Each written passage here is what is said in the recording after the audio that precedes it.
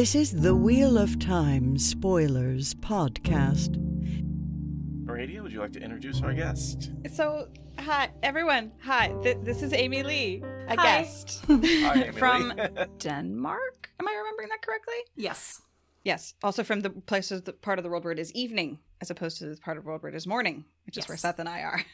But yeah, you reached out to me midway through last book and said that you really liked Perrin and you had all these thoughts. Well, first you said you liked Matt. And I was like, well, too bad we're about to finish the book with Matt in it and he won't be around for a while. And you're like, well, it's cool. I can make do with Perrin. So we've been figuring this out for quite a long time. This is much anticipated recording at this point. I saw this meme in an ADHD group that it was something like, I will no longer take responsibility for how other people are feeling. And I was like, that's so Perrin. I was like, wait a minute. And then it just clicked for me that Perrin has ADHD, which I do as well. And I was not diagnosed until I was 30 years old. So I have a lot of different coping mechanisms that I all of a sudden recognize in Perrin.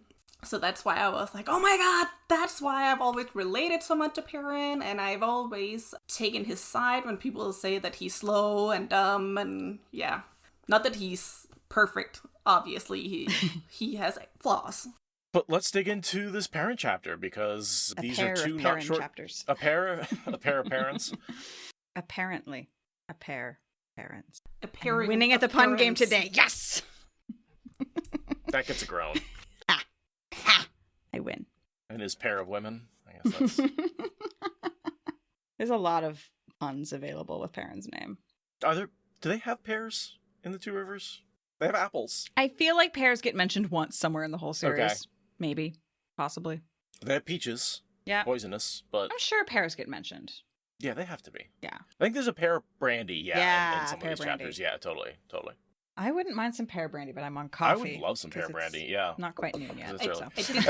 I did text Aradia that if you, Seth, had too much trouble doing an early thing, like, I wouldn't mind if you'd spike your coffee, so.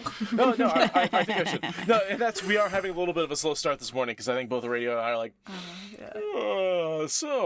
morning. Okay, here we go. Chapter 9. Chapter 9. Tangles, and our symbol is the wheel and snake. I feel like that's the default one. When like, we don't really know what else going on. This is Taviran in this one. Throw the wheel and snake on there. Yeah, it's a lot of walking around and looking at people and being like, it was about all of them. Like, it's kind of that. So, snake and wheel. And for Tangles, I'm just assuming like all the threads of the pattern tangling together in this one spot. And the smells of people tangling together and the allegiances of people tangling together. It's Perrin looking at a blacksmith's puzzle and like plotting his first move. Or third move. I don't know. I'm nodding. Yes. It's useful, right? All right, I guess I'll read us in.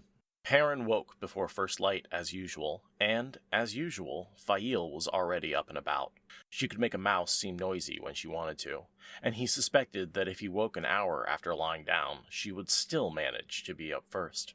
The door flaps were tied back, the side panels raised a little at the bottom, and a stir of air rose through the vent hole in the peak, enough to create an illusion of coolness. Perrin actually shivered while searching for his shirt and breeches. Well, it was supposed to be winter, even if the weather did not know it. He dressed in the dark and scrubbed his teeth with salt, needing no lamps, and when he left the tent, stamping his feet into his boots, Fail had her new servants gathered around her in the deep grayness of early morning, some holding lighted lanterns. A lord's daughter needed servants. He should have arranged for it before this. There were Two Rivers folks in Camelin that Fail had trained herself, but with the need for secrecy, there had been no way to fetch them along. Master Gil would want to go home as soon as possible, and Lamgwin and Brienne with him, but maybe Mogden and Linny would stay. Just a basic intro in terms of Perrin's getting up, normal day in the Two Rivers, and he's just encountered Magden and her group. So he's sort of thinking about that. Maybe that party's gonna split. They're not in the Two Rivers, though. No, they are in Ghealdan. Yeah. But also, like, the first thing that he says is it's a chilly morning, and that's our first clue that, the weather is changing. The weather really has changed, yeah. And actually, the very last thing of the next chapter is that the rain starts, and they haven't seen rain in forever. So I think that's a really good tie-in between these two chapters. And we learn that there's exactly 7 days since the flows were used. So that's actually a pretty quick change. Really? Because, like, how far apart are they? Like, where is the farm where they used the Bowl of the Winds in, like, comparison to Johanna? It's almost directly south. And they did say that one of the bands passed directly overhead. So they are, if they're not in the central location like Ebu Dar, they are at least on one of the major arteries that went out from Ebu Dar. Yeah, it's not actually that far. I'm looking on the map. It's like 1,000 kilometers Okay. from this map. So, like, but still, northeast, why would it northwest. take like a whole week then for the weather to change? Or not a week, 7 days. Yeah, well, our week, not a wheel-time week. Yeah, well, I mean, she does say it takes, she turned the rudder on a big ship, and it takes a little while for it to turn. I actually think 7 days is pretty fast to go from, hot and boiling to rain, right? That it takes that long for any weather system to move in. Yeah, it passes over really fast. They're just getting these hints of coolness, and they get this quick thunderstorm. Like, it's definitely a magically induced, like, Totally trying to change gears. It does. It kind of reminds me of, like, if you're turning and, like, you're skidding and you do that little, like, your car kind of hops a little bit sideways. It's like they're really trying to turn that wheel as fast as they can without losing any momentum. That's definitely how I envision the whole weather system. And yeah, this is one of the places where the rubber meets the road, like, literally. So, but yeah, Perrin keeps noticing it, and then eventually everybody else does, because Perrin's more observant than everyone else combined. Well, he needs those facts to figure out stuff. Like, It's true, and hyper awareness. Yeah. Yeah.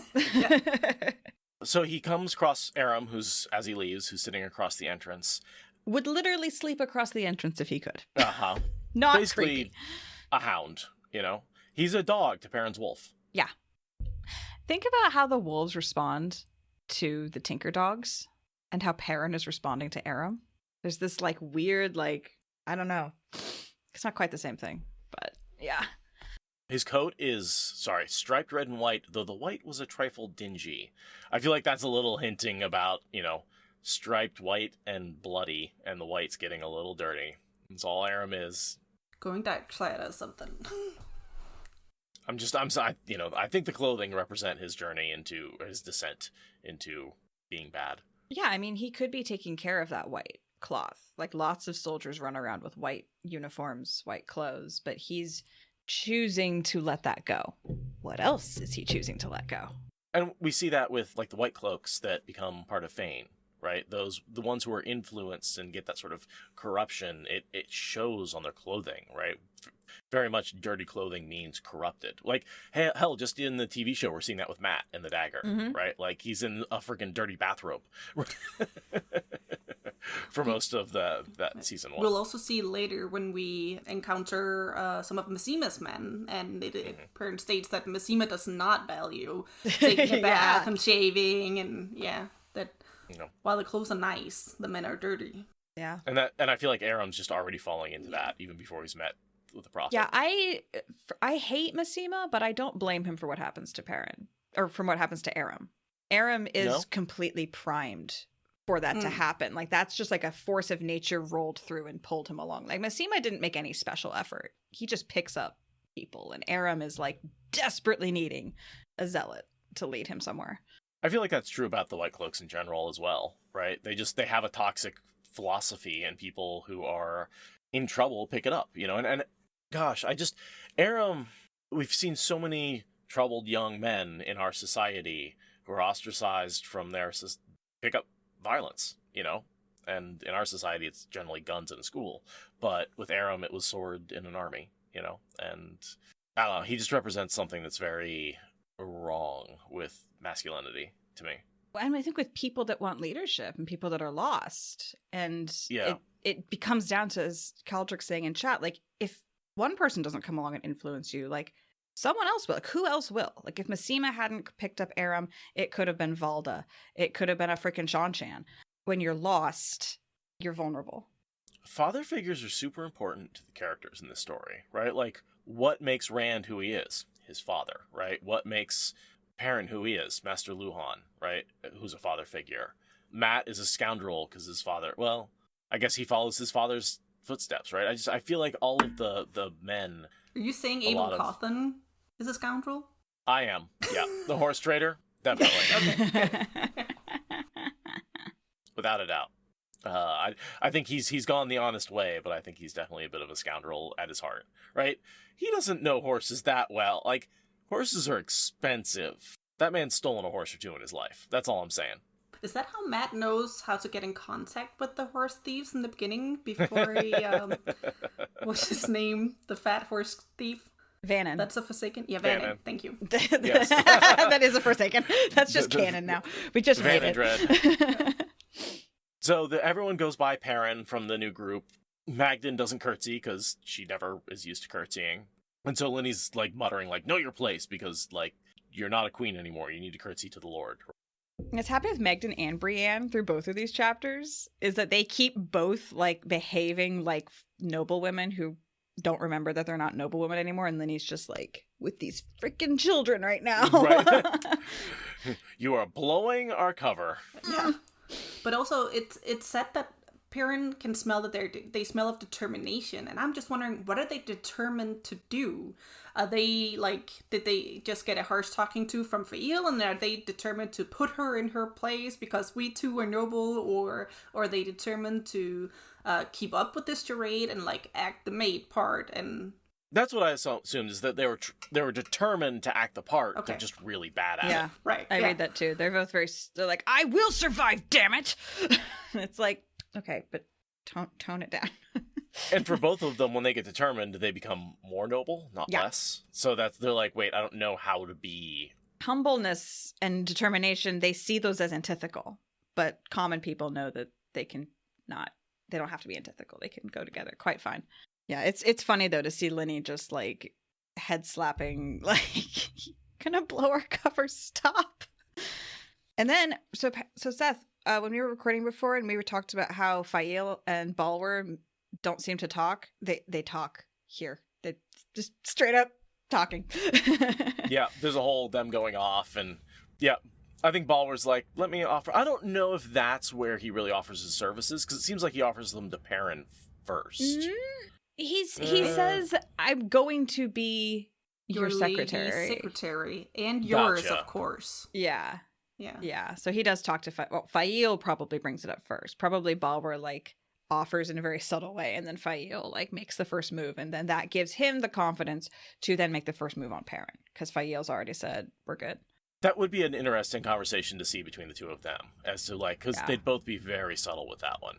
I disagree. I think that Balwer really has the confidence. Like, I don't at all understand what his deal is or where his motivation is, but I for sure feel that, no, I don't care what Fael said. I'm gonna go to Perrin now. Perrin's my boy.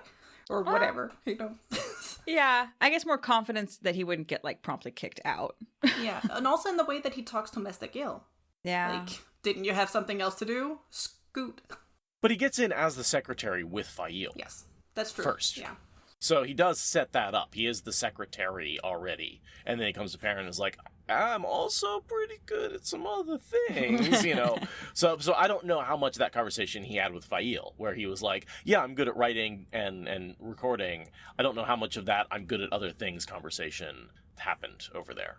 Yeah. And how much she was able to suss out. Because, I mean, you know, Fael's no dummy. She would definitely suss out more than Perrin would. Yeah. Yes. And clearly, I mean, and he ends up putting her in charge of Chafael relatively quickly, so... Yeah, he takes over Chafael like it was planned, almost.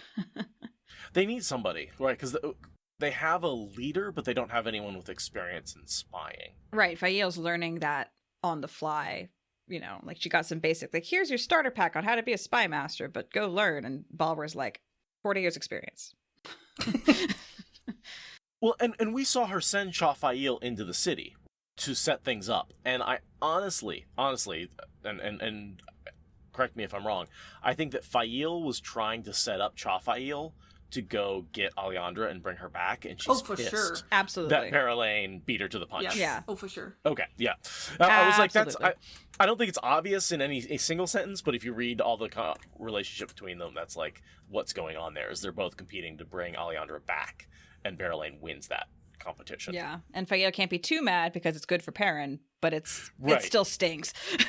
But she wanted to be the one to do it. But she also didn't want to explain to Perrin why she kidnapped a queen, so...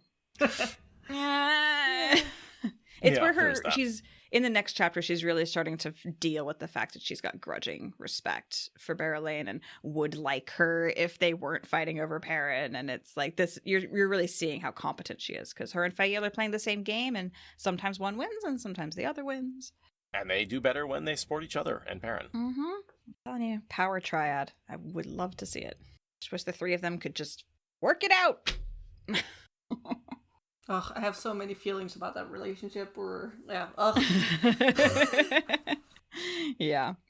Put Egwene with Ghealdan, fuck Gawain, and then don't have Berylane get with Ghealdan, have her just stay in the tribe pod. Yeah. And yeah. Yeah, Gawain can just go like die and do my wells or something. He should end up with Else. Else Grinwell. Else Grinwell. Just like saves her in some random. She's like because like we never find out what actually happens to her. I mean, I guess she gets sent home to her farm and lives out her life on her farm. No, she doesn't. No. Else Grinwell will never ever go back to that farm. She's seen the White Tower. She's seen the world. She's been influenced by not one but two Tiberan. She's gonna go off, have an adventure, to do something. Yeah. But and that's what I'm saying. So then she's got to go get rescued by Gawain. He can marry her, and they can go have babies. He can go just do a thing somewhere. Yeah, that's I would like that, because Elsie does deserve to have some life. Just not a great My headcanon right now is that she becomes a barmaid somewhere, and Matt fondles her at some point. And she looks familiar. She likes boys. Yeah. Yeah. Well, that's the whole clue that it's not Else in the White Tower when Matt encounters her the first time. Yeah. Because he's like, she's not ignoring me, but she always flirts with the boys. It's not Else, it's Lanfear. Yes, who does not need your twink ass at all. Gritty and Niald are practicing. That's pretty cool. Can I just ring the ADHD bell and say that Perrin gets his breakfast handed to him? Fael has made sure of this because hyperfocus. What are physical needs? We don't know. We don't feel them. Like, hungry? What is that? Like, yeah, water? Wait, And so Fael makes sure, Perrin, you have to eat breakfast. And therefore, she makes sure he gets it every single day. He obviously hates it. And the way it's done is not, like, how I would approach it or how I would prefer it to be approached if it was me. But it's for sure because he would forget. What makes you say that he has ADHD? What particular, like, coping mechanisms or like... Lack thereof. What behaviors is he doing that you're like, oh, that's ADHD right there? So ADHD, the age part is hyperactivity, and there are two different types of hyperactivity you can show on the outside, which is a type like Matt, who, runs around, catches badgers, releases them on the village, opens up firework and stuff. And then there's the inside hyperactivity, where it's your thoughts that are racing and your mind is always going and going and going. You get distracted or you hyperfocus. And that's what I feel like Perrin has. And because he has witnessed Matt, take literal beatings for acting on his impulses, Perrin has learned to mask his ADHD, and that's why he always takes care to always think through before he acts, before he speaks, because in society we're always chastised if we do something wrong or if we don't follow the social protocol. Problem is, all these little like social structures that exist are invisible to us. We don't see the subtext or the underlying communication going on, and we don't understand that. We rely on facts. What can we see? What can we hear? Smell, in Perrin's case. And we can usually read the mood. So that's like when Perrin enters a room, he can smell people's feelings. And I would be able to sort of feel out like, oh, I feel like there's some tension in here, but I have no clue why. And that's what we see in Perrin all the time. I wonder why Fael is mad now. I wonder why Berylane smells like this, or, and he keeps on relying on the facts, what he knows, and always coming to the wrong conclusions. To me, it feels like the whole world is a Tom and a Marine having a conversation, and I just hear the words. I'm on the surface. I'm a wool-headed idiot I don't understand the the subtext of what they're saying, and everyone else does. They know the Days Daymar that's being played in that same conversation, but so there's like an emotional context that's just like that's missing from all the conversations. Sort of a not necessarily emotional subcontext, but a you're saying you just rely on the facts. So there's this other conversation that's happening based on, sort of the social norms. Yeah, and that's hard to follow on top of the regular conversation that's about whatever the facts are. Yeah, that's. I think everyone who's I'm just like silently nodding. I'm like, nodding. wait a minute, is this? Do I have ADHD? Are you? Well, hold on. I spent the last year getting diagnosed with ADHD from the internet. This tracks so well. Yeah. And also a lesser known fact about ADHD is hyperfocus and hyperfixation to some degree, which obviously from the next book is Perrin's only focus is getting Fael back. Yeah. And there's also another example during the chapters that I'll pick him out when we get to him if we. All right. I love the basis of the argument.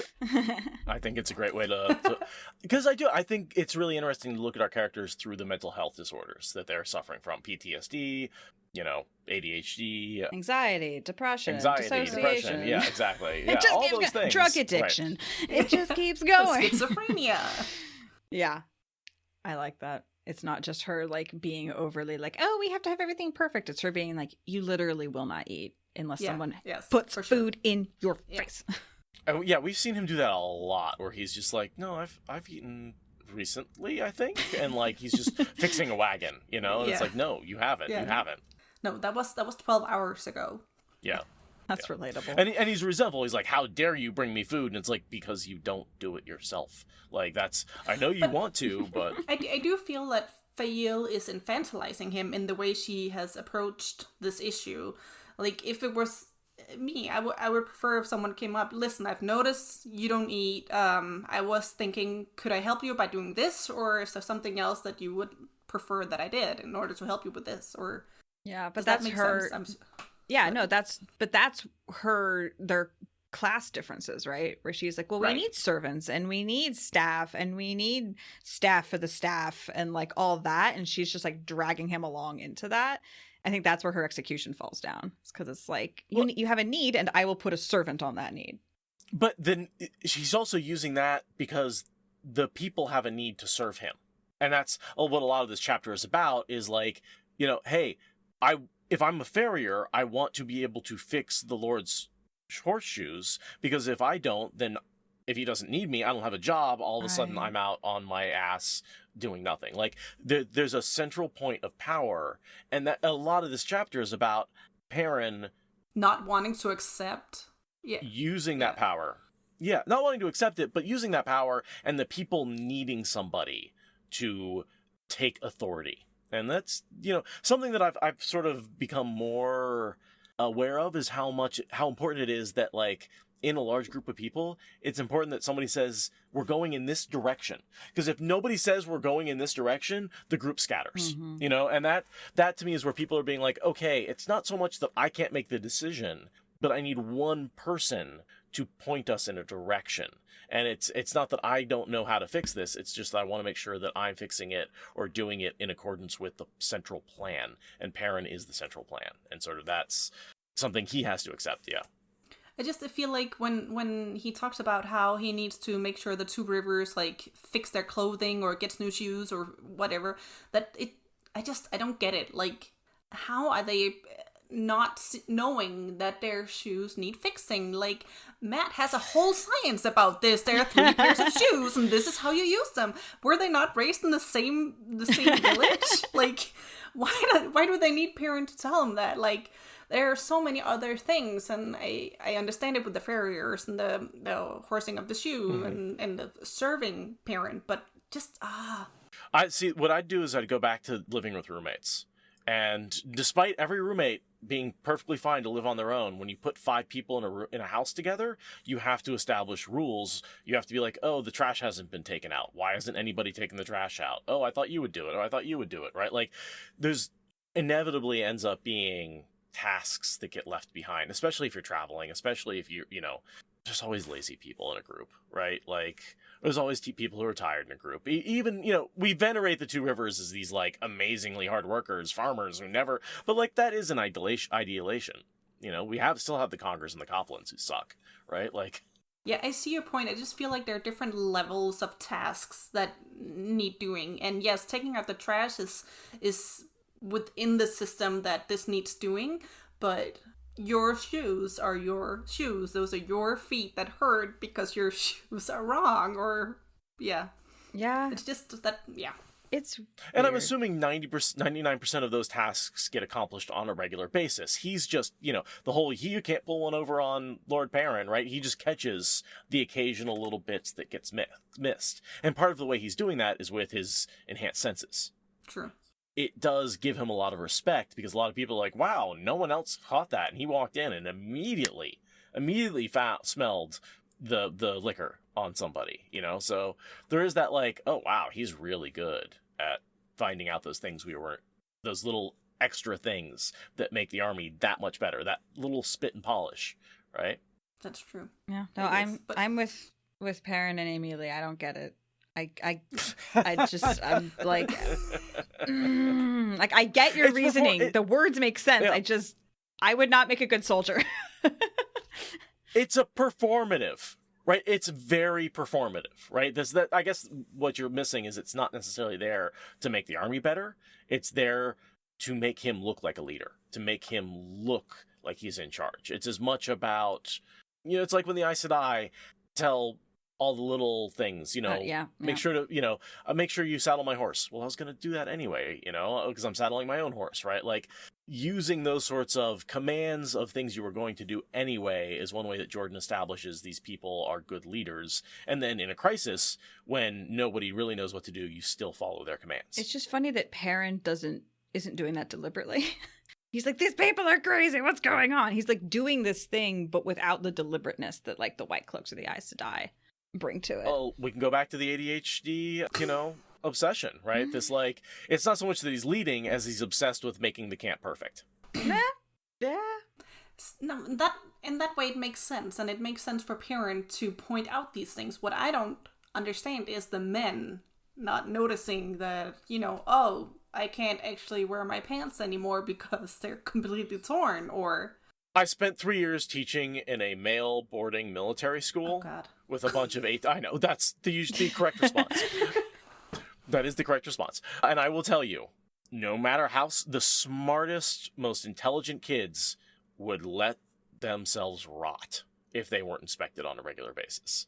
There are, personal hygiene is something that some people don't get. Like, they fail. They fall down on that sometimes, and it seems crazy, right? 'Cause to me, it's like, I take a shower every day. My clothes are clean. I don't smell. All that's very, very important to me. It's not important to some people, especially on the road, especially in travel and stuff like that. And so...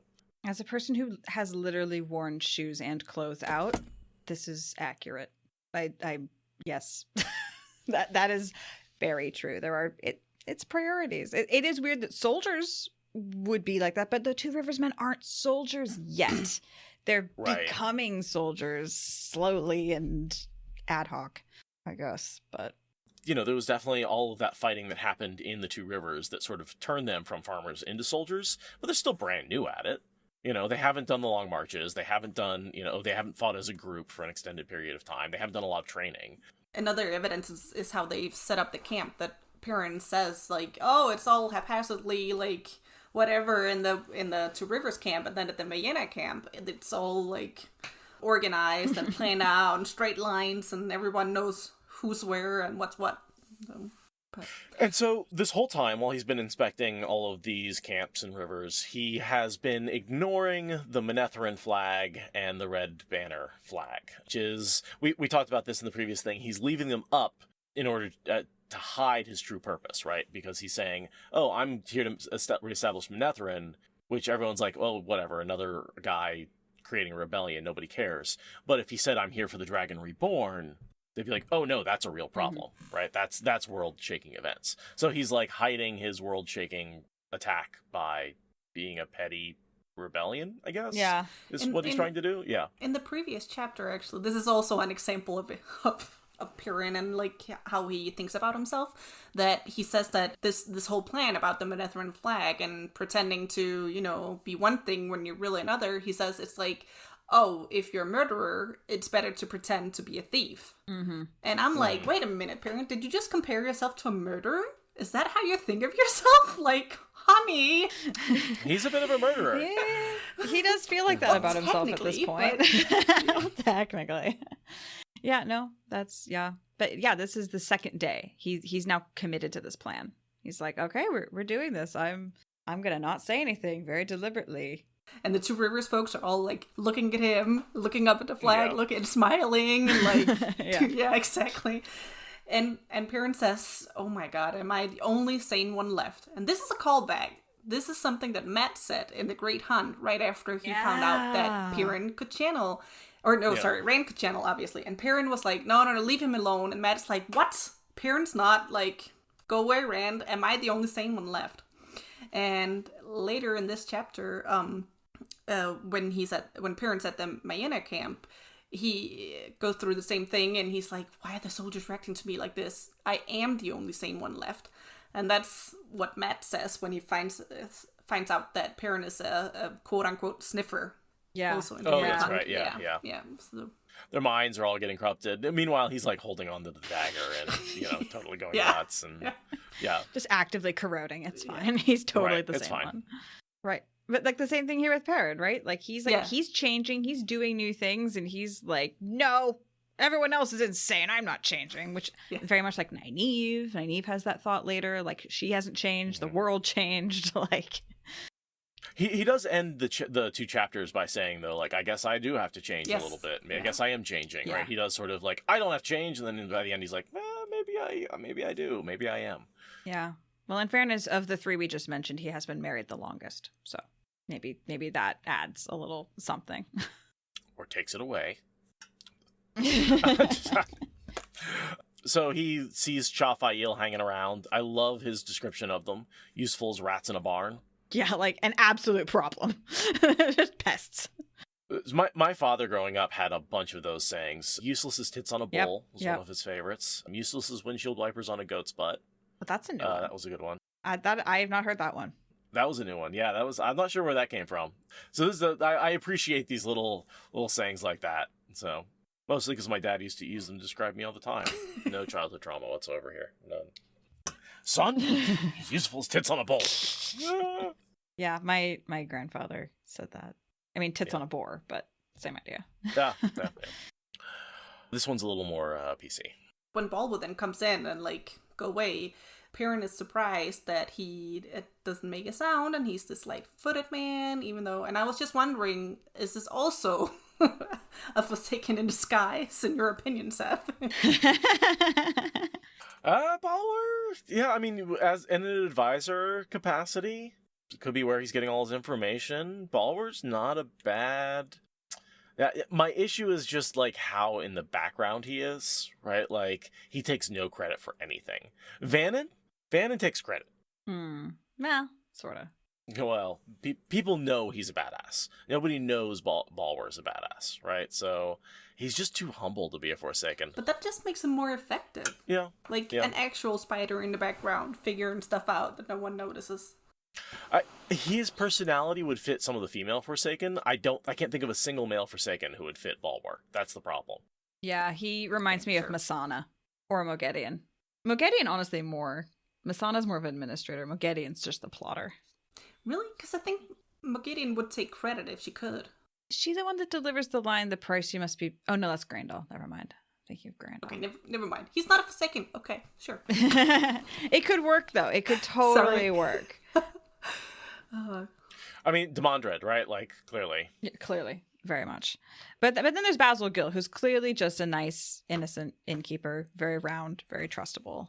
And it seems to just be going along with events pretty calmly. It's just like, I'm going to just run your household like I ran my inn. This will be fine. I'm just giving up my inn forever. It's not that different, really. It's fine. And Shabayan is apparently a Borderlander idea. Yeah. That she... The housekeeper. Adopts for him. Yeah, totally. It's the fetcher of things. And then he's like, oh, and then it's so hilarious. He's like, I'm going to go into town to get some Two Rivers tobacco. I'm just going to take some of your latest retainers. It's like, that's the cart that Alejandra would get smuggled out in. If that happened. If that plot went down, cart, that collection of people. Basil Gill doesn't know that, but that's exactly what that mission is. Like the whole like Two Rivers leaf, like just out of nowhere. It doesn't make sense because it's a cover. He's like, oh, why are we going for Two Rivers tobacco that you're probably not going to find there anyway? It's like, because we're going to go kidnap, or at least convince the queen to leave in the back of a cart. That's why she checks to make sure that the carts aren't searched, all that sort of thing. Yeah.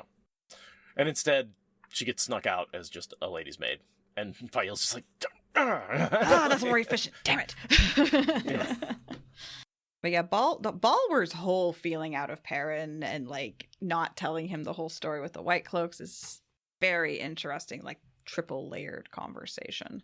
I have other questions. Like Balwer also says that Massima is probably in Abelard because there were some inns that were closed down, and also headcanon previously, like just a couple of sentences ago, Perrin said that they just visited a town or a village with 4 inns.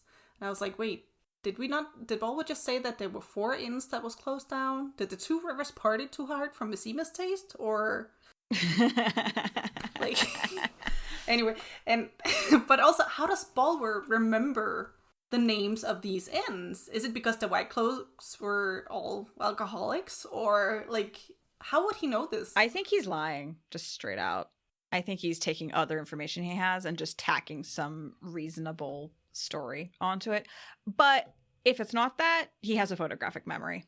That's what I'm thinking with. Yeah. But Balwer just has an incredible memory. He looks at papers constantly. Maybe he has spies at various inns. Maybe he has contacts. Because, again, Ghealdan's not that far away from where the White Cloaks are based, right?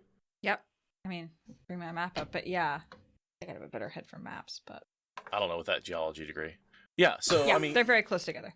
Sorry, Amadisia. Which is where... Yeah, Amadisia and Altara are in like a triangle with Ghealdan. They literally wrap around Ghealdan. Yeah. So, I mean, it's obvious that... not obvious, but it seems to me that Balwer, especially because they were talking about, like, taking over Ghealdan, because it's... With Altara and Amadisia, they've just got Ghealdan sandwiched between them, right? They were going to take Almouth Plain, and all of a sudden Ghealdan was going to be... that literally was Niall's next target before he was killed, right? That's why he sent people to Almouth Plain, is like, you take that, and then you crush Terrebonne and Ghealdan. There's nothing there, and then you basically have all the... what now the Seanchan have it all, but all of that territory goes to the White Cloaks. So yeah, I just think he's very familiar with Ghealdan, and probably has spies in various towns, and spies are at inns. Yeah, I would agree with that. And Perrin thinks, well, it makes no sense for you to know this random information unless you were like the spy master geographer extraordinaire for a military organization trying to take over the Westlands. Right. But that doesn't seem likely. No. No, that doesn't seem likely at all. Yeah. So, I mean, I think it's a little bit just like he collates information. He takes all the little pieces, just like Tom does. He takes all the little pieces of information he has, plus what he knows, does the summation, and comes up with the truth almost every single time. And what he's doing here is basically doing that whole time traveler thing where I'm from the future and the team is going to win by this much on this date, and that's how I prove to you that I'm good at what I do and I actually know what I'm talking about. Yeah. Like, that's not exactly time traveler, but using his spy information to predict the future and prove that means he knows what he's talking about. So the rest of his advice, it's like, if they win this game by this many points, you have to leave your wife on Tuesday. One of those like type things, Yeah. Okay, sure. I often wonder how much Balwer knows about Perrin before this, given who he worked for. Like, he says, like, I know that you've had problems with them, but, like, he must know, like, everything, right? Yeah, Perrin is, like, known to the White Cloaks. Very known. Like, a refugee or something, like, yeah, a murderer that they need to hunt down and put on trial. Like, he's a big deal. He's on, like, the blacklist or something. I'm just wondering if that information got back to Patron Niall before he was killed and Balwer had to run. That's the question. Because he only ever gets persecuted by people who knew him. So yeah. And, like, so Bayar is really the source of that information. And Bayar leaves Falma and runs directly, probably gets nailed by Grendel. But then doesn't he go to Valda, or does he Or does he go to Niall? I thought I went to Niall. I think he goes to Niall, and he says all about, like... And Niall's like, why are you obsessed with this random dark friend, Perrin Abara, from the Two Rivers? And it's like, oh yeah, he's from... yeah, so I have to assume Balwer knows all that. Balwer knows everything that Bayer has to say. Yeah. And then takes him on his own. This is the new Perrin knows, Balwer knows? Yeah, basically. Power couple. Oh, man. Can you imagine Warder and Aes Sedai there? No. No secret would be safe. No, not at all. No secret. And then also Balwer is like, will you please be my tool to help me sabotage all the children of the light because I hate Valda? This is the beginning of him being like, can I use you in return? Which is cool. I dig that. I dig that Balwer's like, I will take you down so hard. And we see here just who he hates. Valda's a dangerous man, and Asanawa, the Grand Inquisitor, makes Valda seem pleasant. You know, those are the two he's warning him about. Because those are the two who killed Niall. Those are the two who he really, really hates. And then I love his, if I must say so, my lord's display of the Manethon banner is inspired. My lord will be more than a match for Valda and Asanawa if he takes care. Balwer is reading exactly why that banner is being left up and approves. He's like, oh, you're hiding your true purpose. Nice. Clever. Well clever. done. Love yeah, it. Clever. Yeah, Your wife it. thought of that, didn't she? Yep. Yeah. Yep. But, you know, good advisors sometimes are more important than a good leader. Or a good leader who takes advice from good advisors. Yep, for sure. So yeah, I love Balwer. I know his overall goal doesn't really make sense until you consider him just loving the beauty of spy mastering.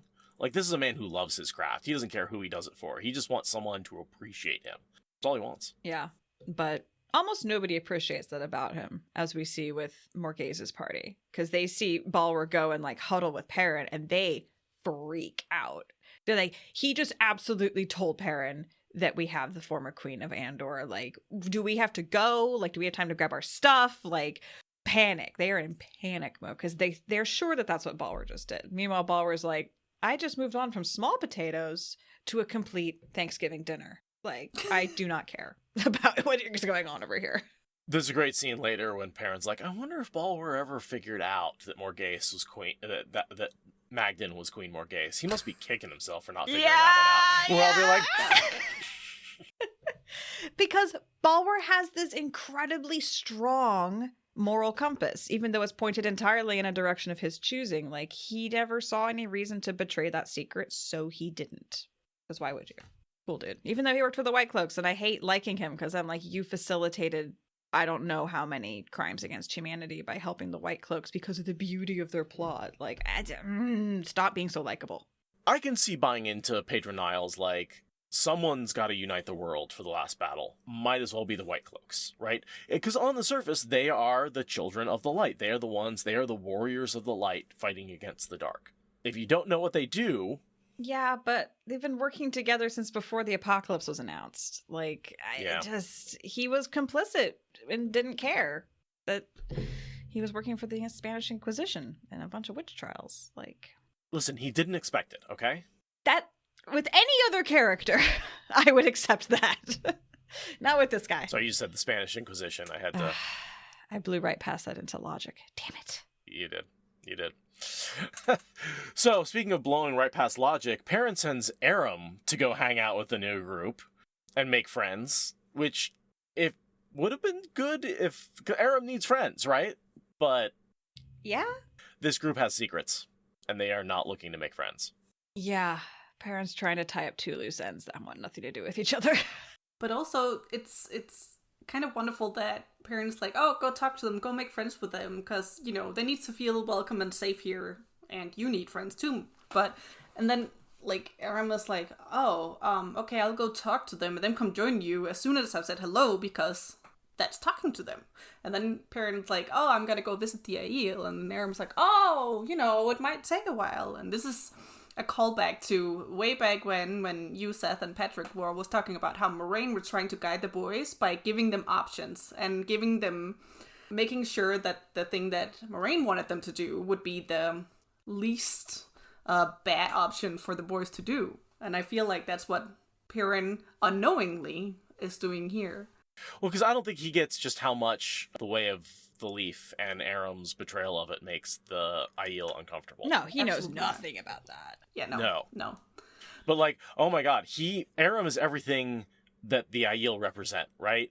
Yes. Former follower of the Way of Leaf who picked up a weapon and betrayed it. No And, But like, a sword, a yeah. sword. But a sword, right. So, like, he's gone even that step further. But yeah, that's... Why does Aram then hate the Aiel or not want to? Like, I understand why the Aiel have complicated feelings toward Aram, but what did they do to him? I assume just being ostracized. I mean, this boy, again, we talk about how his whole life has been ripped away from him. His family's abandoned him. And he probably went over to the Aiel to be like, hey, what's up? And they're like, get away from us, you fucking weirdo traitor. You know, don't even bring that Way of the Leaf shit in our area. Because they do not like Tinkers. They've never liked Tinkers. Well, that's true. And now that they know their past, they feel even more complicated. But I think that Aram might be a bit, like, hostile because he is jealous of the relationship that Perrin has with Gaul and that Friel has with Bane and Shiet. I hadn't even thought of that. Maybe. I just thought of it as being the culture, like the Aiel don't like tinkers and Aram doesn't like people, so that just didn't go well. But I hadn't thought about there's that personal thing too.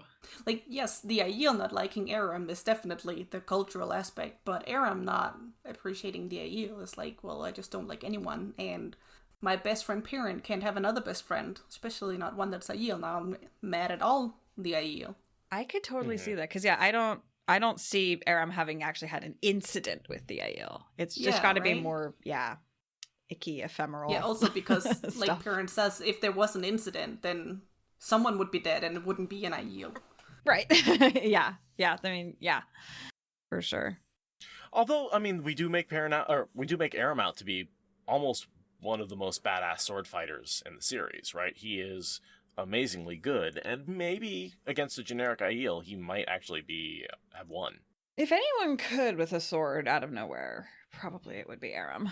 Aram's in that level of sword fighter who, you know, because like we see like Gawain and Ghealdan and those sort of really good sword fighters take out Aiel pretty much no problem. And he was trained by Tam, who survived the Aiel War with a sword. Yeah. So, you know. And like Coldrick in the chat is saying he was a blade master. Right, yeah. So if anyone could, it would be Aram. But yeah, Perrin would have heard about it. Like, was there an incident is not a question that would be happening. Like, there would be a body. Somebody would end up dead. Yeah, I think it's more of just a verbal confrontation. Yeah, probably. And probably like Aram knew that Aiel were kind of an off thing even before, right? Like Tinkers and Aiel have had differences that they don't necessarily know, but they know they have, right? For a long time. So it wasn't like a great relationship that got cut off. Like there was nothing there to work with. Well, I mean, the leaders of the Aiel always knew the shameful past. Right. We don't know where the Tinkers fall on that lore, but they knew that they could go through the waste, but that the Aiel wouldn't talk to them. Like, there's clearly a gulf there, no matter how ignorant you are about it. There is clearly a gulf. Perrin misunderstanding this, like, cultural subtext that's going on, and he just doesn't get it. Like, well, he doesn't have the information to. He doesn't even know as much as Matt does. Matt has seen more about this than Perrin ever did, because Matt went to the waste with Rand. Perrin has been given no information. Perrin stayed with the Tinkers. Right. But they never talked about the Aiel. Well, I guess no, there was that story about the Aiel that came to the... Okay, yeah, no, you're right. I guess he does know almost as much as Matt. He just doesn't ask questions. You'd think he would, but he doesn't. He's usually good about asking questions. Yeah, I guess with this one, he just assumes he knows. So just like goes on like he assumes a lot in these chapters. Like also first thing he says after he gets out of his tent is, "Oh, I assume that Basil Gill and Lamgren are going to go back to the inn in Camelin." Like, how would you know that that's what they want to do? And later he says to Aram, in this particular case when Aram is supposed to go make friends, but don't moon over the women because they're taken. So, you know, Perrin knows that Lamgren and Brianna have a thing, but why would you assume that they would just go home to Camelin? I don't get it. I guess because of the cover story that Basil Gill gives him, that like he was just out on like a wine supply mission and just happens to be cut off from home. So he'd want to go back. Okay, yeah, sure. Okay. Kind of. I mean, there's a lot of assumptions because Perrin thinks he's the only sane one. So he thinks that he's got all the facts yes. and that his conclusions are the logical ones, which is like... yes. Maybe not. Possibly, maybe not. I also want to just point out that just before Aram and Perrin have this conversation, there's a sentence that Talonvor was fondling his sword hilt again. And I'm like, what? Like, Talonvor, go get a room. Like, I was just like, wait, did it really just say that? Like, Yeah. oh man. Yeah, he's thinking about killing Bulwer, is what it is. But he's like Aram. Anytime there's any threat at all, he's like, sword, sword. That's true. I guess, could Aram and Talonvor be new BFFs? Oh my god.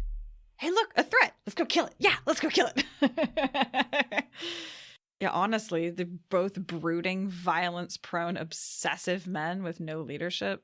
Like, not no leadership, but without a strong sense of who to follow. Yeah, they would be horrible BFFs. They'd be a terribly destructive force on the world. They both have this weird, like, obsession. I want to say, like, love, in quotes, obsession with another person. With Aram, it's, like, to the parental figures in Perrin and Feel, and for Talonvor, it's more gaze. And that's all there is, but no direction. Yeah. Yeah, they'd be a terrible duo. Just a sword. Talonvor at least makes some demands, like he's, you know, at the end he stands up for himself like he actually is a person. He's like, I love you, but you gotta love me back or I'm letting you go. You know, Aram... It's just traumatized. Yeah. Just makes bad decisions. Yeah.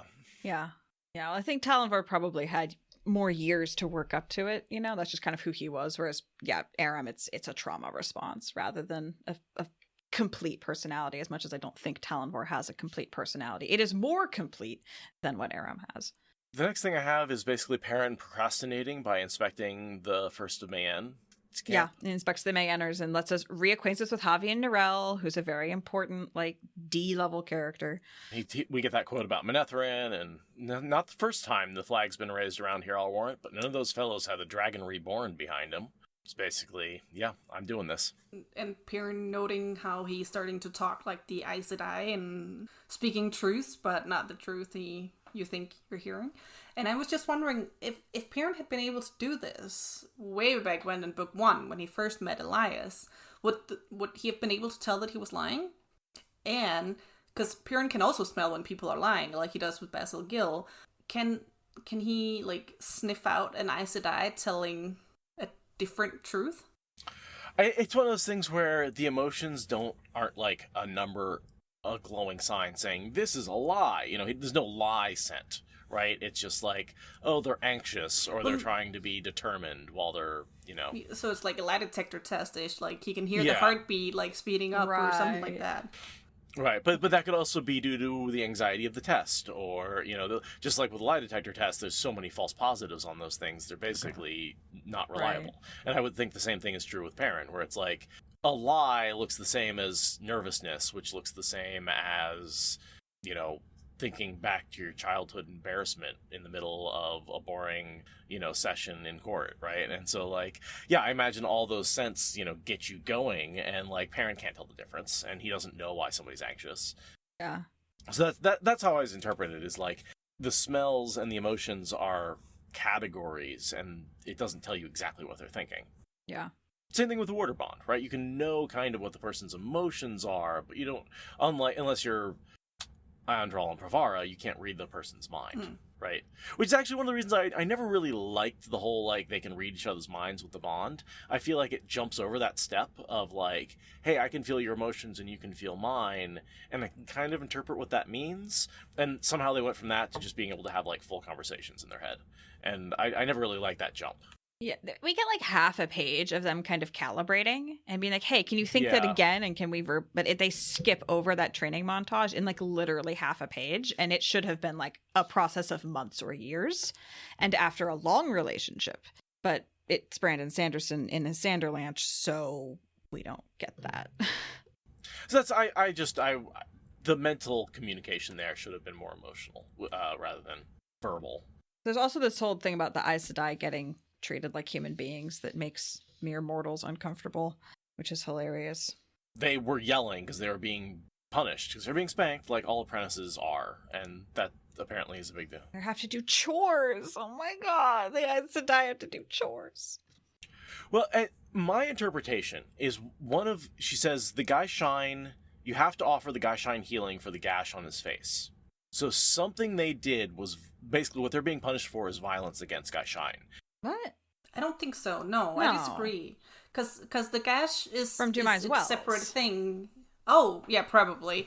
But then the Guy Shine is hurt, and this is Sionit, as far as I remember, who's been told this, that you have to ask.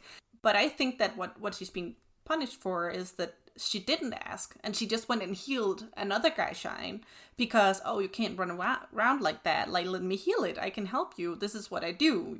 And she can't do that. Like, they're their own like person. You have to get consent. Yeah, that was how I interpreted that too, is that the Aes Sedai was like, well, I'm going to heal these wounds, and the Wise Ones are like, you're going to respect the Guy Shine's human autonomy is what you're going to do.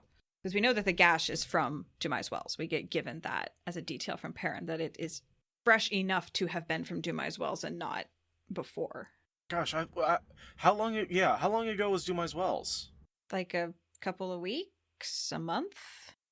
It was just one book ago, but how long is Crown of Swords? I think it was like a you week. Talked about it on the... Yeah, we said it was like 10 days. Yeah. From start to finish. So it's been like 2-3 weeks.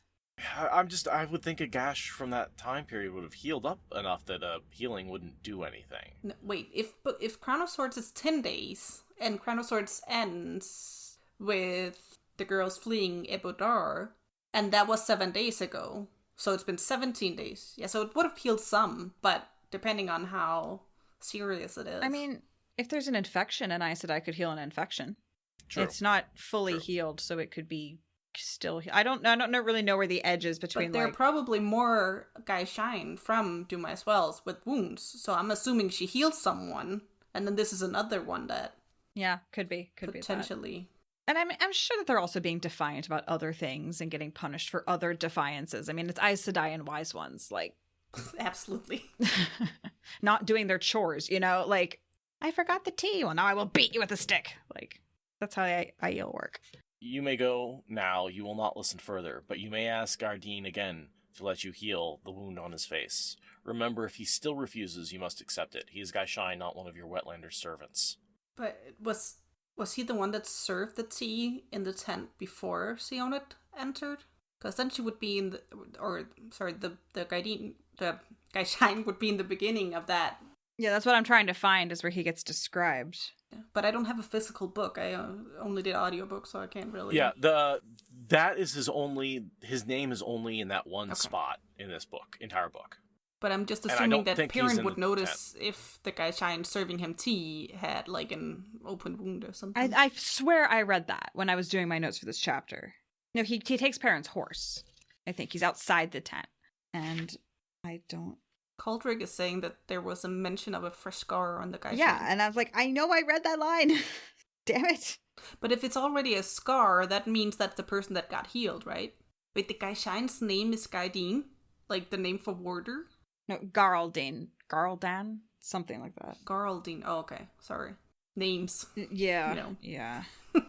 The Guy Shine that take his horse don't have a scar on their faces. There's no mention. Wait, Perrin didn't bring a horse. He just walked, right? Oh, they're leading the Aiel's pack mules. They're not actually taking his horse. Oh, I found it. A square-faced Guy Shine who was half as big as he was knelt to offer a golden cup, blah, blah, blah, blah, blah, blah, blah. The fellow bowed meekly out and bent himself out of the tent backward, but the half-healed slash down his hard face had to date from Dumai's Wells. Found it! Ha! That took way too long. Okay, so half healed from Dumai's Wells. So yeah, okay. So there's still something for the Aes Sedai to heal. It's from Dumai's Wells. Right. Yeah. Not sure why we got on that tangent in the first place, but... Oh, because I was thinking that she had caused the wound. Oh, yeah. And that's what she was being punished for. And that was like, I assume she was throwing it. My assumption, and obviously I missed this statement, and I didn't make the connection that was a good catch, because I didn't make the connection that this guy was the same. My assumption is that she had been throwing a fit or something and had accidentally hurt a Guy Shine and was being punished for that. And only until she had offered to heal him, but he had said no until she had to get enough G to make up for her toe. And so I concocted a whole story in my head, which is obviously wrong now. Thank you very much, Aradia. I appreciate that. So. But that's good headcanon. So, I mean, that fits with the facts you had. Yeah, I just missed that, yeah. Passing over that whole thing, they are there to convince him because of the dream that Masima must die. Yeah, that's the important thing here. And I wonder how much of that is he should have been his influence. All right, so here's the other story I'm concocting. Other than Perrin's Taviran twisting, Aram would have killed Perrin, right? There was just Aram got shot when he was about to kill Perrin. But Perrin was defeated. Yeah, Perrin tripped went and down. was about to die. So, my theory is that a lot of what's going on with this warning is Masima needs to die so he doesn't influence Aram, so Aram doesn't kill Perrin. Because the Dreamers see that as a very real chance that if he doesn't kill Masima, that will lead to his death and the end of everything. Unfortunately, the Taviran twisting does sort of make that not happen.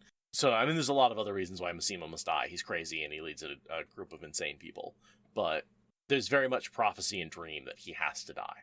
I definitely agree that there's some prophecy in the capital D dream, but I also think that Fail eventually makes sure that Masima dies, and if she hadn't done that, then he could have done even more harm.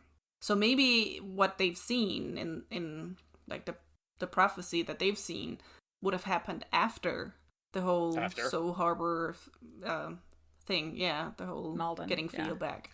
That's entirely possible, is that Fael fixes the problem. Yeah. Yeah, that's entirely possible, and something I would sort of is that's my first level interpretation. My second level is like, but Perrin really should have killed him earlier. Yes.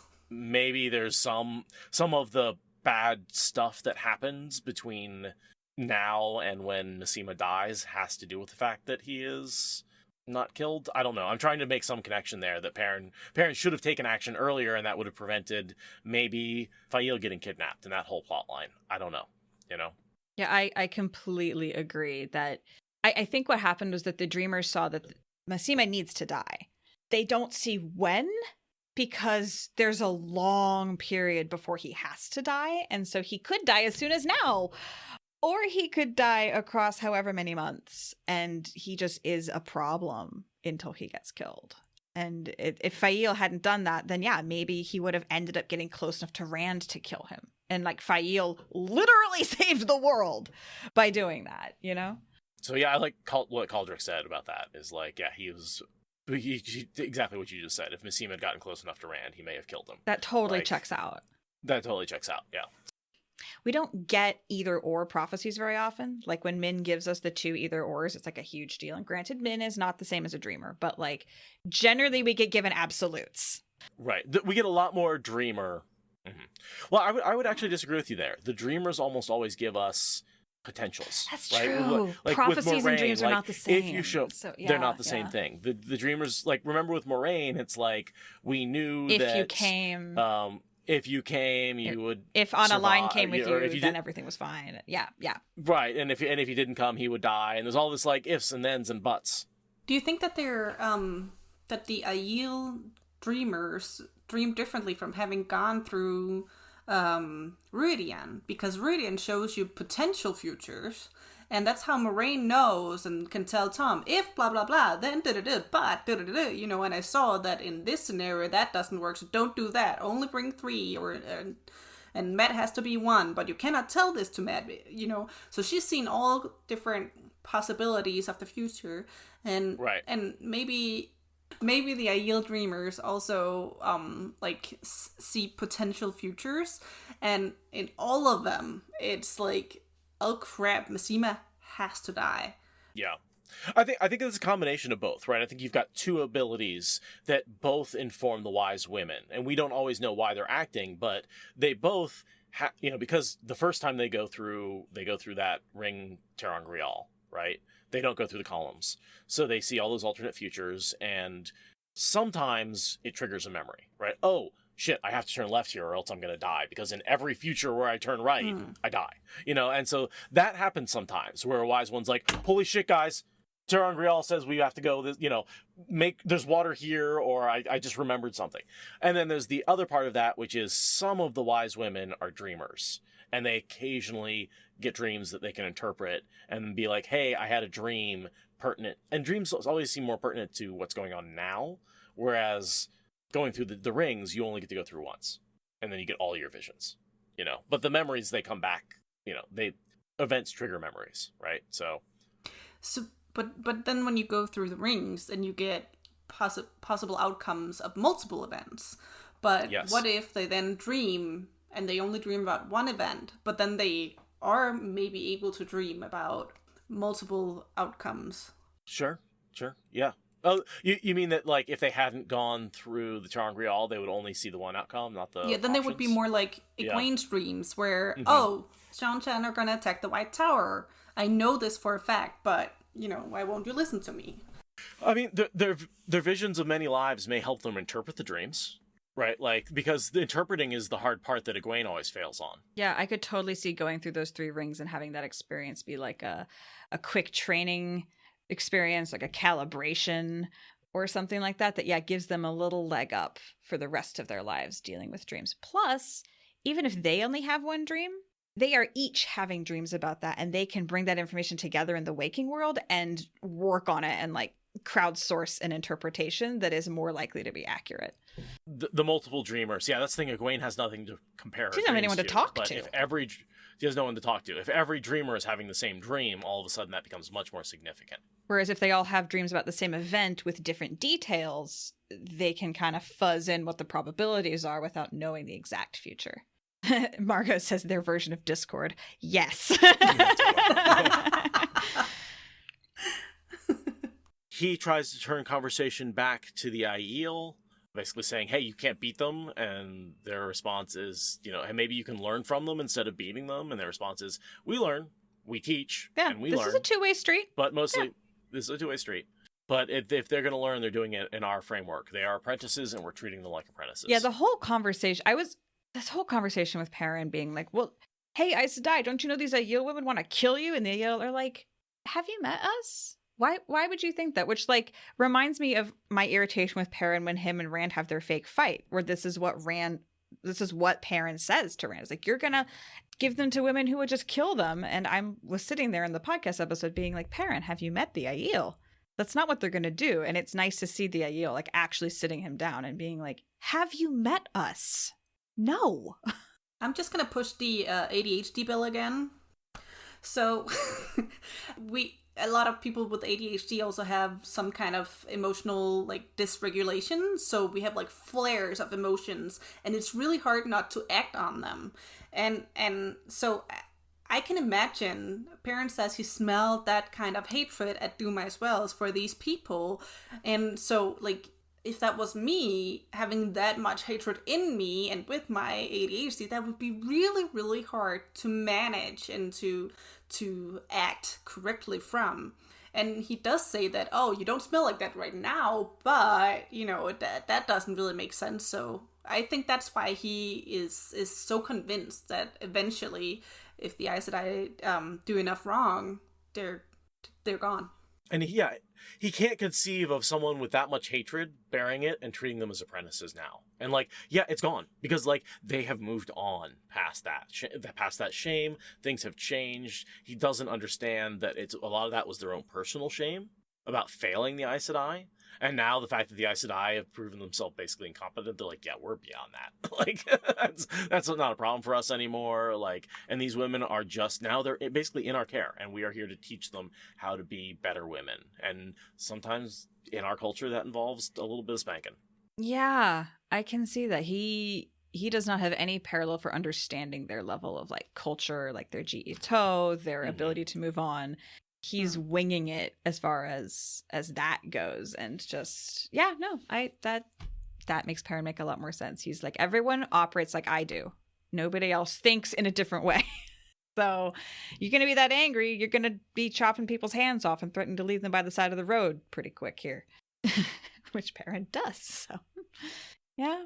So Cyanid comes in and is basically like, keep your fucking nose out of this. This is our business. You're not helping. Basically women's Yes. circle business. Like, all the way back to Emmons Field, like, stick your nose out of it. This is women's circle business. Stick with your men's circle, the men's council stuff, right? Like, don't interact with the punishment of women by other women. Also, stop defending me. I'm fine. Yeah, it's like, oh my god, a woman has been beaten. Oh my god, everybody knows a woman has been beaten. Not just a woman, but an Aes Sedai. Oh no, to the rescue! And, oh my god, no, stop this bullshit. Yeah. The women can stand up for themselves. There was one line that I wanted to talk about. They will remain apprentices until 5 wise ones agree they are ready to be more. So that is interesting that, like when they're ready for Avienda to be a wise one, she needs 5 wise ones to say okay, even if she does stand up and demand. Which brings me back to Savannah. How the hell did Savannah get 5 wise ones to okay her readiness? I gotta think that there's something to do with why the Shido are the shitty Aiel. Some rot in Maybe their 5 cultural Shido, fiber. Yeah. I'm guessing. She bullied them, tricked them, something. Doesn't the 5 have to be like, okay, Avienda comes to us, says, I am ready, I am worthy, I am just as good as you guys are now. And then 5 wise ones have to accept that statement. Is that where it is? Because then Savannah can just... was it 5 or... Well, I think probably 5 of them have to agree that if the question gets posed, they're going to say yes, I would imagine. Is this kind of like 5 of them are like behind closed doors, like, yeah, she's ready to go. Because Avienda doesn't go to 5 of them specifically. Like, this is not part of the apprenticeship. So there's an apprentice, and 5 wise ones are like, okay, she's ready, we're going to start torturing her until she stands up for herself. Okay, and since Savannah was never an apprentice, she just came in and said, I'm ready. And you need a whole other thing where you need 3 wise ones to say, okay, you're ready to go to Rhodia. How the fuck saw did that. she become a wise one? This is internally inconsistent. Well, she never went to Rhodian, first of all. So she didn't need the 5? So she didn't need the 3. And maybe this 5 is just for these. Maybe this is a special, like, listen, until 5 of us agree that they're ready, they are apprentices. Because they're Aes Sedai. Technically, they don't say that 5 of us needs to say you're a wise one now. They say 5 of us needs to say you are now more than an apprentice. Right, ready to be more. And that more could just be ready to be Aes Sedai. Right, again. ready to be women, allowed to have autonomy, ready to be adults, ready to be human. And that could be just how they're handling this special case of Rand handing them the Aes Sedai. Yeah. Did the Aes Sedai swear an oath to the wise ones to obey them, or to to obey Rand, who orders them to obey the wise ones? So yeah. Because there's at some point where Siona like stops talking as soon as the wise ones like says, okay, quiet, enough. And it felt to me the way she reacted and the way that she just like clammed up was like, oh, it sort of feels like she's somehow sworn, and because of her tell no lies oath on the oath rod, she would have to obey that.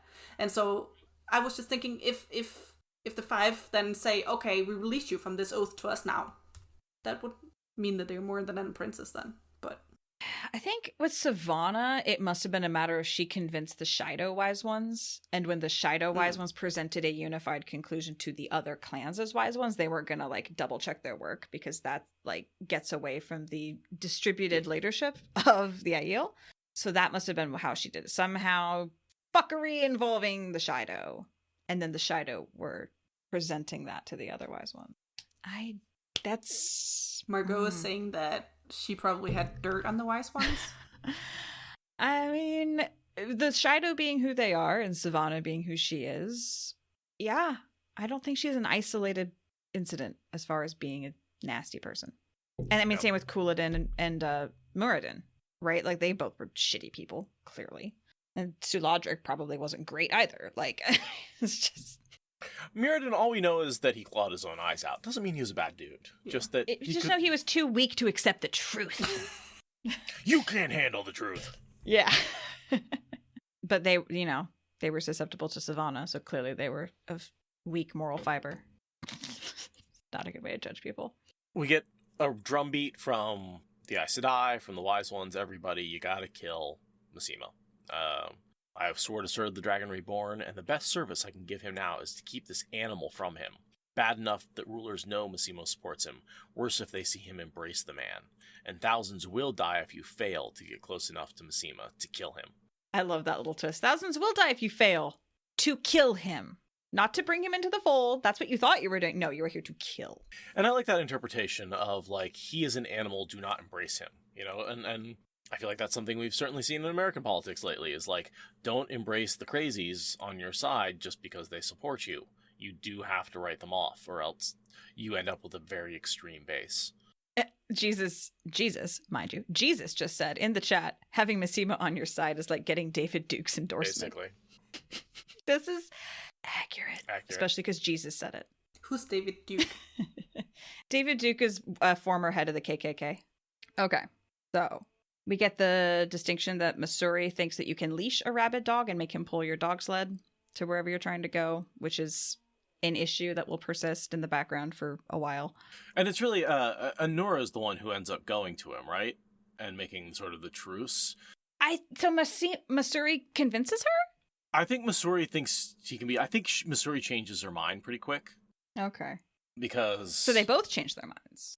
Eventually. If Anora's the one that goes to him and Missouri thinks he can be unleashed now, that means that they flip their positions?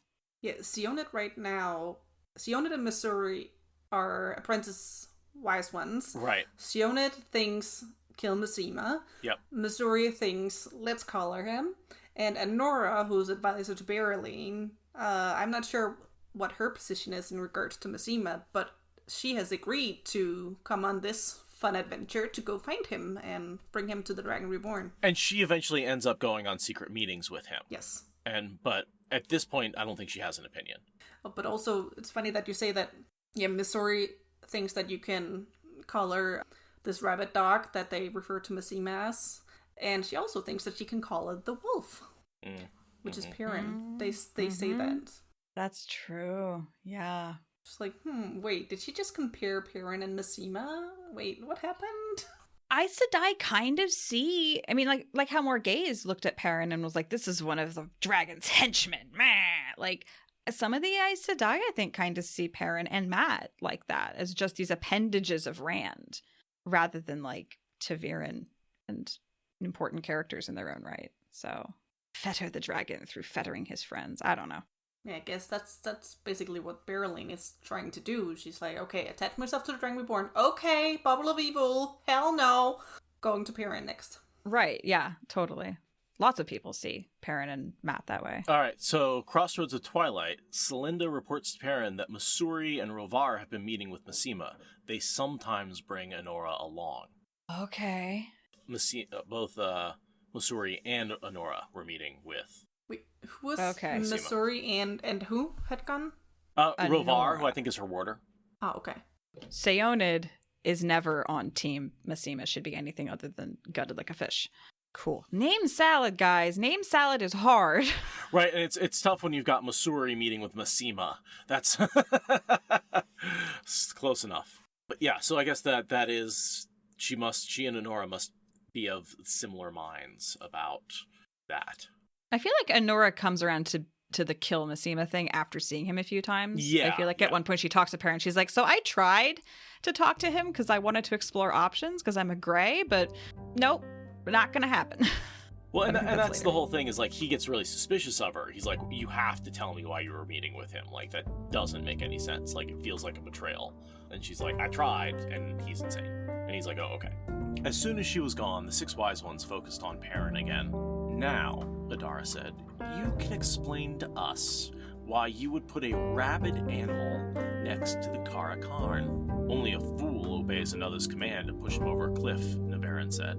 You will not listen to us, Janara said, so we will listen to you. Speak, Perrin Amara. Perrin considered making a break for the door flaps, but if he did, he would leave behind one Aes Sedai who might possibly be of some doubtful help, and another, along with 6 wise ones who were all set to ruin everything he had come to do. He put his wine cup down again and settled his hands on his knees.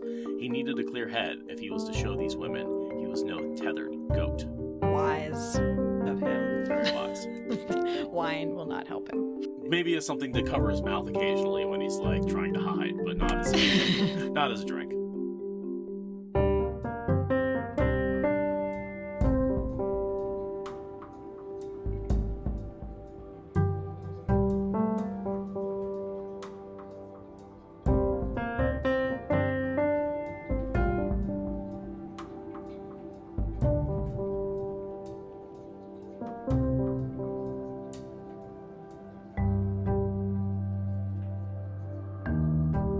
Who's David Duke?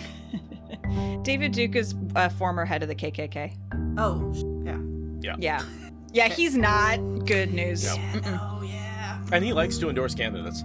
Wait, the former leader of KKK is still alive? Yeah.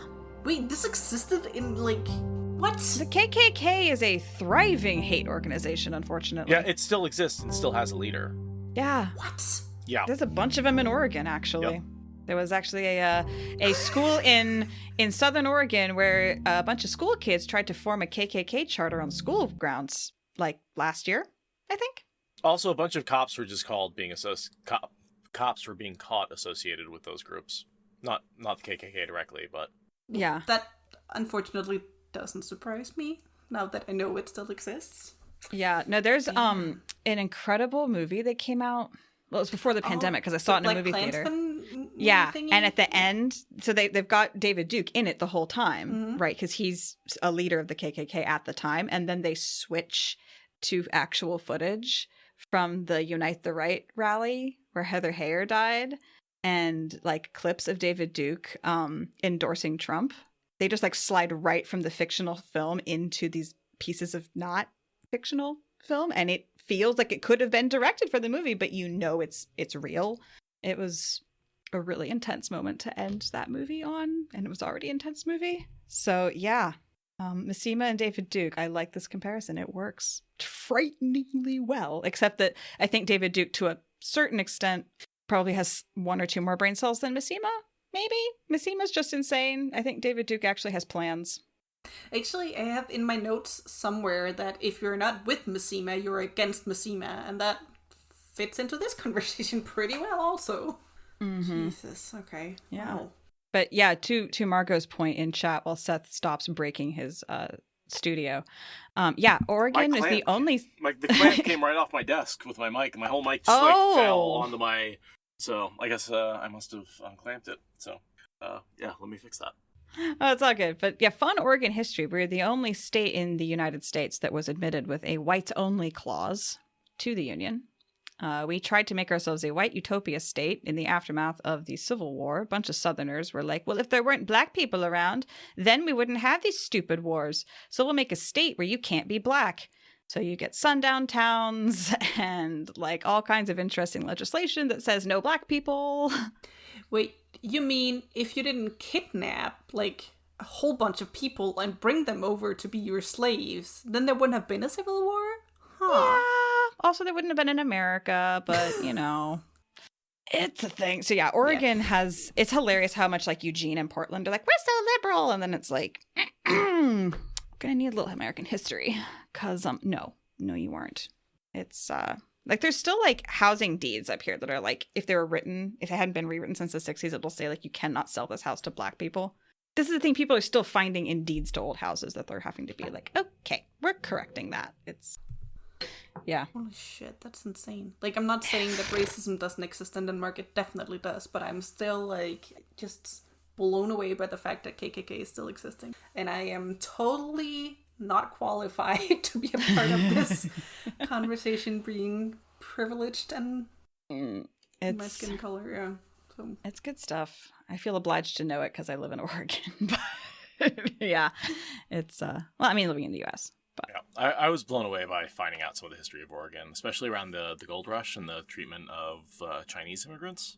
Ooh, or everything to do with Native Americans and the gold rush. Yeah, well, that's fun stuff. There's Pickett, we did terrible things to that group of people. Yeah. We could make a podcast out of this. We should. No, we shouldn't. We are not qualified. We are not historically or legally or socially qualified to do that. We could talk about how the Sanjan invaded Randland and also enslaved just very specific marginalized group of people. Yeah. Yeah, it's fine. Just a small 5 to 10% of the population. Chattel slavery. It's cool when it's for magic people. Speaking of Broken Earth spoilers. Yeah, pretty much. Hop on over to Broken Earth if you want more of me yelling about that in an unqualified manner. So, Seth, you put your studio back together. Can we return to the book at hand? Yeah, we're close enough. Yeah.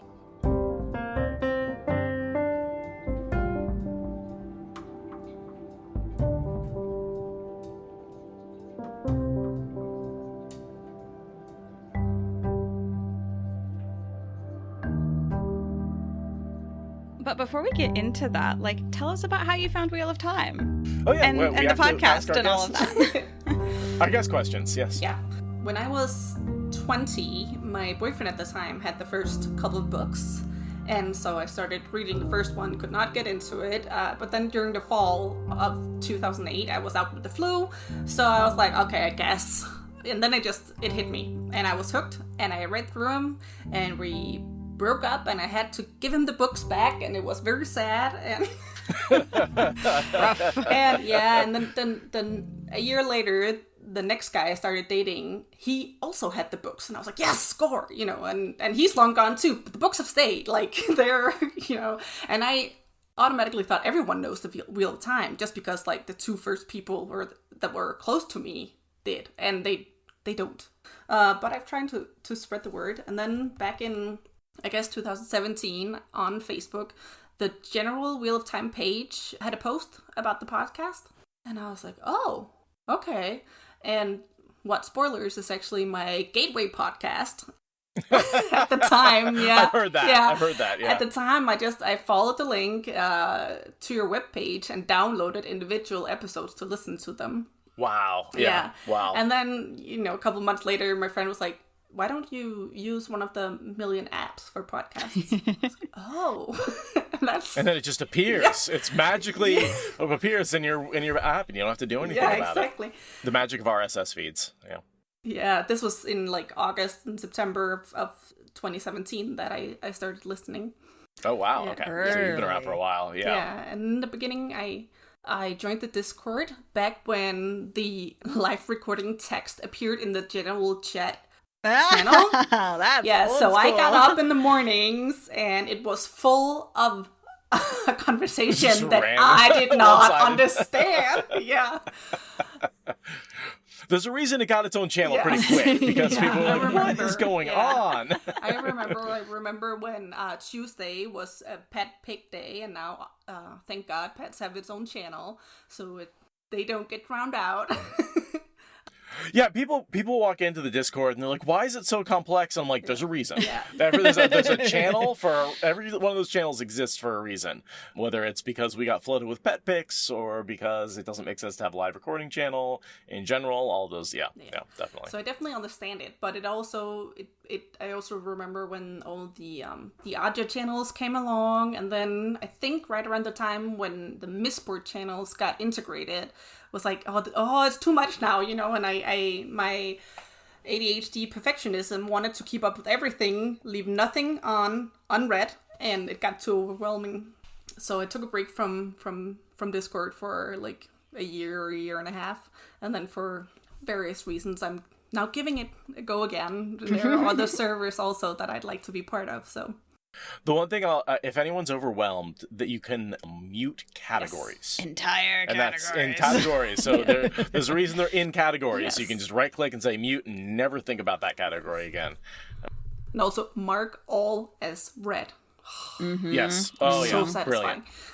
Brilliant. They should really do that when you join a server. I don't like that they're like, oh, this is a bunch of new stuff you haven't read. No, just mark the whole server as read and let me see what's new after I join. So that's what my standard protocol. I mean, whenever I join a new Discord server, right? It's like, okay, I got to go through, mark everything as read, turn off all the notifications, except the only at me's or at everyone's, So like, it's a whole process to join a Discord server in terms of like what notifications you want, what you want to keep up with, what you don't. Yeah, I have way more servers muted, just the whole server muted, than I have that have channels available. I have like entire servers or entire folders of servers, and I will just click all as read, like the whole folder of multiple servers. I'm in way too many servers. It's irresponsible. Like, it shouldn't be there.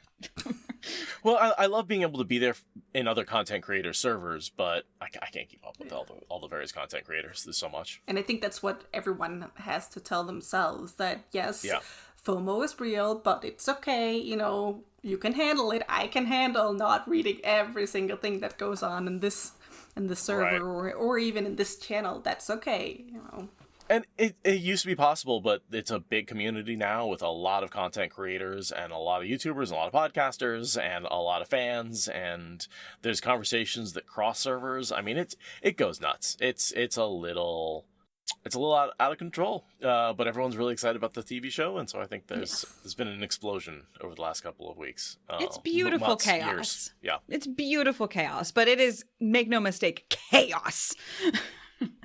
let the Lord of Chaos rule. Yeah, it's really true. Thank you for listening to the Wheel of Time Spoilers podcast. Rate us in the Apple Podcast app or support us on Patreon. Is that good enough?